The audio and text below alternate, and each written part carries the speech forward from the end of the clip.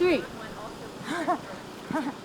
Jen Woods has worked in childcare for more than 13 years, and now she has a child of her own. And that showed a whole new side of the childcare shortage, if you will.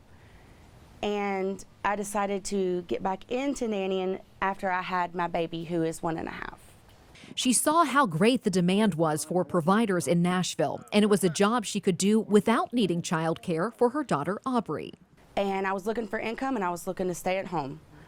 And so I did what I did best, and I had a group of teachers come to me, and they needed help. So we ended up doing what's called a nanny share.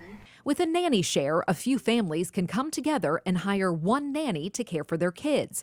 That helps lower the cost for families and increases the pay for the nanny.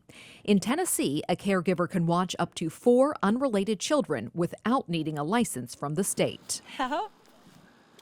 Wow. If you're hiring a nanny to babysit in your house, Desiree Lung, head of operations for Care.com HomePay, says there are some things you need to know about paying the person legally. When you employ someone to work in your home, whether it be a nanny, a babysitter, or a cook, and you pay them more than $2,400 in the year, the IRS considers you to be a household employer. As such, the IRS requires that you pay taxes on wages paid and file the appropriate federal and state tax returns. This isn't optional, and it does apply to everyone who meets the definition of a household employer. That means they are not an independent contractor who can receive an IRS 1099 form. They will need a W-2.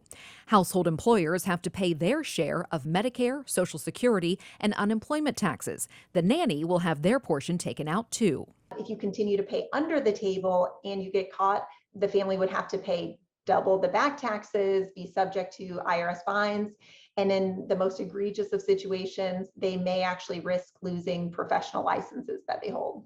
So how would you get caught? It could be through an audit when you're doing your personal taxes. It could also be when an employee goes to file for unemployment insurance taxes and they claim the family, they claim that they were working for the family, but the IRS does not have record of those tax filings.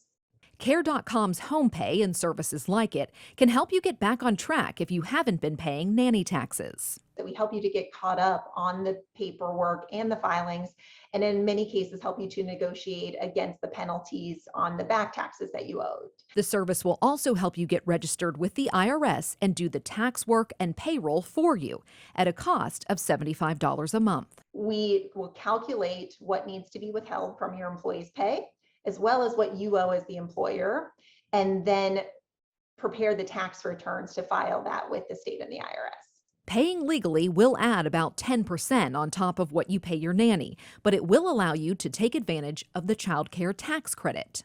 And this can save the family more than $2,000 per year by using these tax breaks. It also allows you to use up to $5,000 pre-tax dollars from a flexible spending account or FSA. Haley Wilgus, News 2.